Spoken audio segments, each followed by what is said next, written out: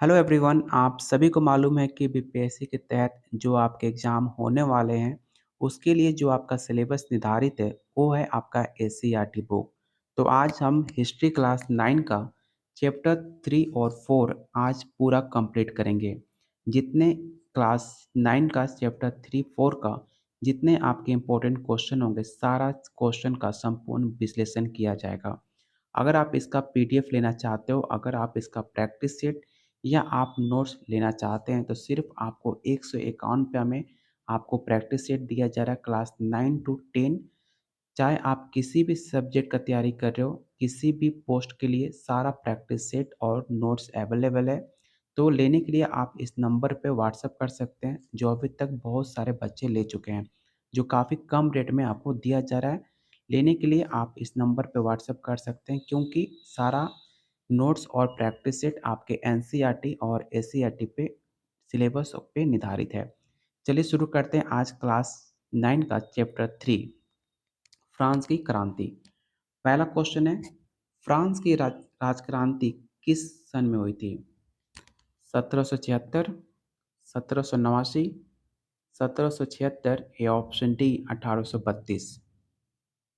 तो फ्रांस की राजक्रांति सन 1789 में शुरू हुई थी। सन 1789 में फ्रांस की क्रांति ने यूरोप के इतिहास में एक युग का अंत और दूसरे युग का आगमन का मार्ग प्रशस्त किया था।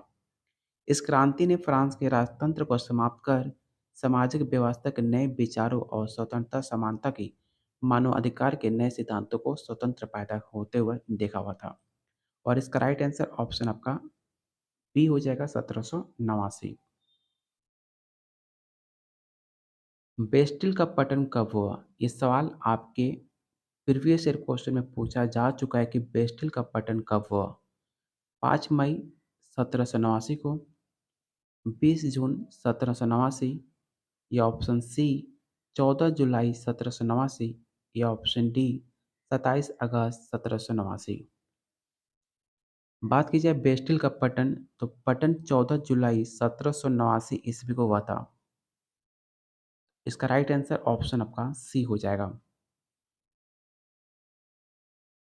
प्रथम एस्टेट में कौन आते थे? काफ़ी इंपॉर्टेंट सवाल है, आपको बताना है कि प्रथम एस्टेट में कौन आते थे। पहला ऑप्शन है सर्वसाधारण, किसान, पादरी या ऑप्शन डी राजा।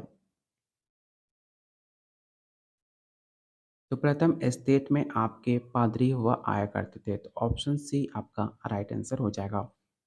क्वेश्चन 4 कह रहा है, द्वितीय स्टेट में कौन आया था? तो द्वितीय स्टेट में आपके कुलीन आए थे। ऑप्शन सी आपका राइट आंसर होगा। 18वीं शताब्दी में फ्रांसीसी समाज 3 स्टेट में बांटा हुआ था।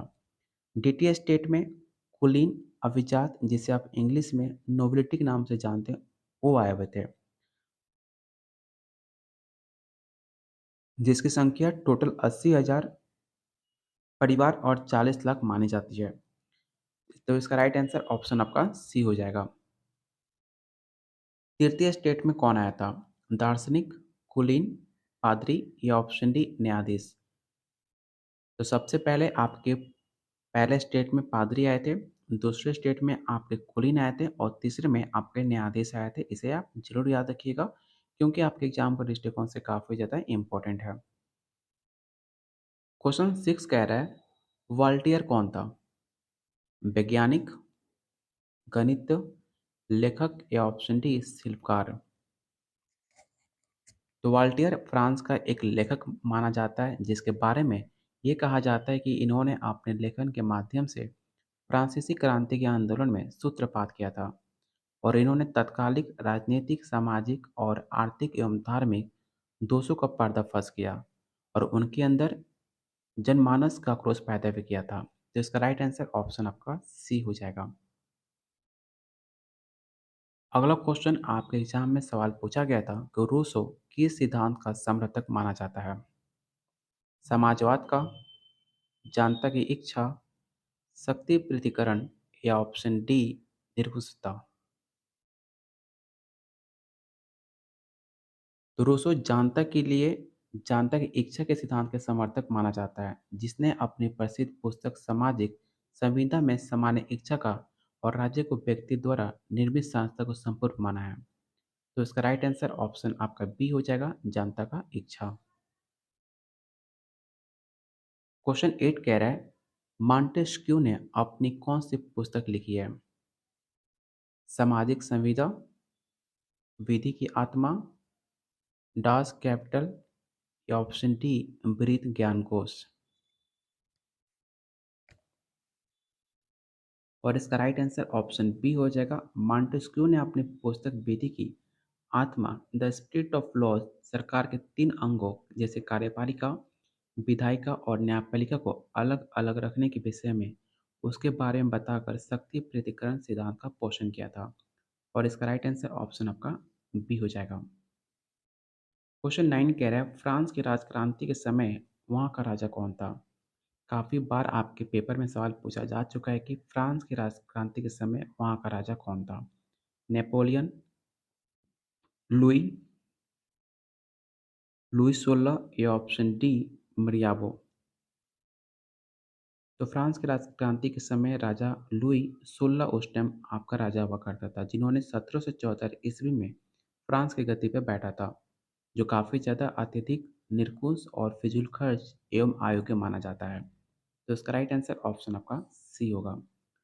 क्लास थर्ड का लास्ट क्वेश्चन रहेगा कि फ्रांस में स्वतंत्रता दिवस कब मनाया जाता है? तो फ्रांस में स्वतंत्रता दिवस आपको 14 जुलाई को मनाया जाता है।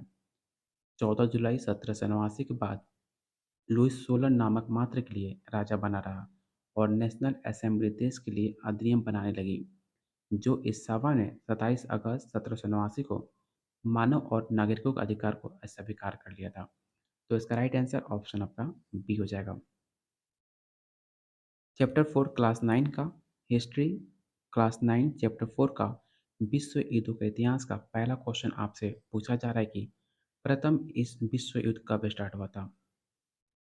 1941 में, 1952 में, 1950 में या ऑप्शन डी 1914 में।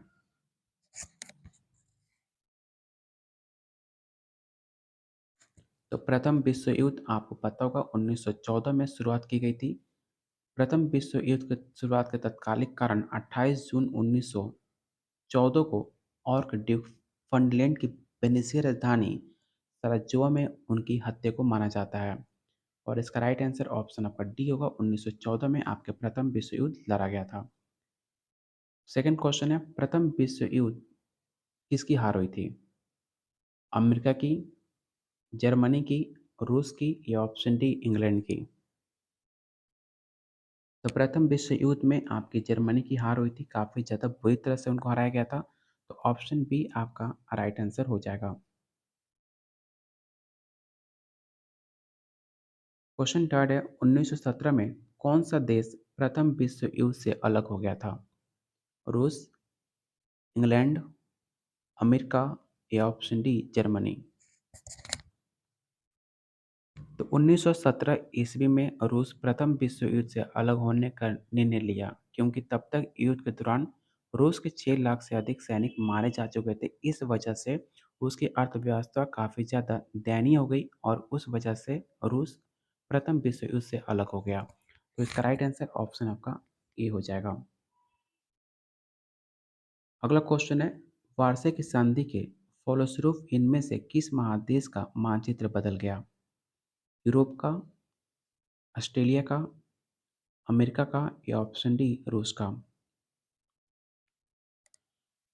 और इसका राइट आंसर ऑप्शन ई हो जाएगा। वर्षे की संधि 28 जून 1919 के फलस्वरूप यूरोप महादेश का मानचित्र बदल गया था, क्योंकि संधि प्रथम विश्व युद्ध के विजय मित्र राष्ट्रों ने एक सम्मेलन पेरिस के वर्षे में आपस में किया था, जिस वजह से उसका मानचित्र काफ़ी ज़्यादा बदल गया। और इसका राइट आंसर ऑप्शन आपका ए हो जाएगा। त्रिगुट समझौते में क्या शामिल था? त्रिगुट समझौते में कौन कौन से देश शामिल थे? फ्रांस, ब्रिटेन और जापान, फ्रांस, जर्मनी और ऑस्ट्रिया या ऑप्शन सी जर्मनी, ऑस्ट्रिया और इटली या ऑप्शन डी इंग्लैंड, अमेरिका और रूस? तो त्रिगुट समझौते में आपका जर्मनी और ऑस्ट्रिया और इटली शामिल थे। तो ऑप्शन इसका सी राइट आंसर होगा। क्वेश्चन 6 कह रहा है द्वितीय विश्व युद्ध कब स्टार्ट हुआ था? तो आपको पता होगा कि वर्ल्ड सेकेंड वार आपके 1939 में स्टार्ट हुआ था। इसी दिन जर्मनी ने पोलैंड पर आक्रमण करके द्वितीय विश्व युद्ध का शुरुआत किया था। तो इसका राइट आंसर ऑप्शन आपका ए हो जाएगा। जर्मनी को पराजित करने का श्रेय किस देश को जाता है? फ्रांस को, रूस को, चीन को या ऑप्शन डी इंग्लैंड को?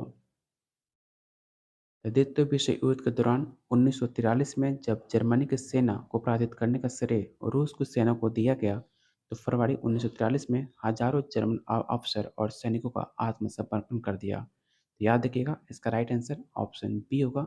रूस को श्रेय जाता है जर्मनी को पराजित करने का। तो ऑप्शन बी आपका राइट आंसर होगा। अगला क्वेश्चन है द्वितीय विश्व युद्ध में कौन सा देश था जो पराजित नहीं हुआ?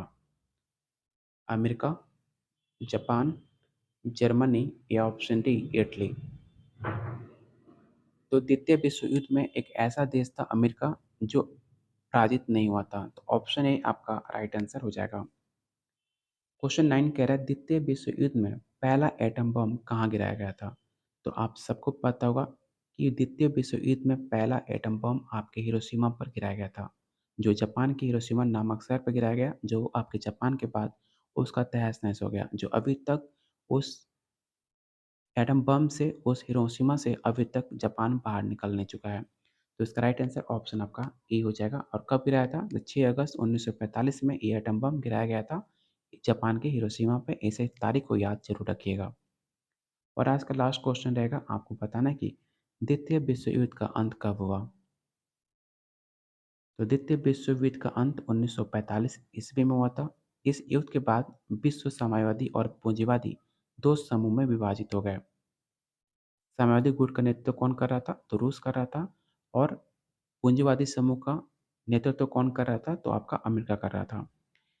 आपके क्लास 9 का चैप्टर 3 और 4 यहाँ पर कंप्लीट होता है।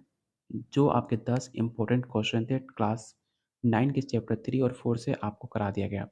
अगले क्लास में हम चैप्टर 5 और चैप्टर 6 देखेंगे।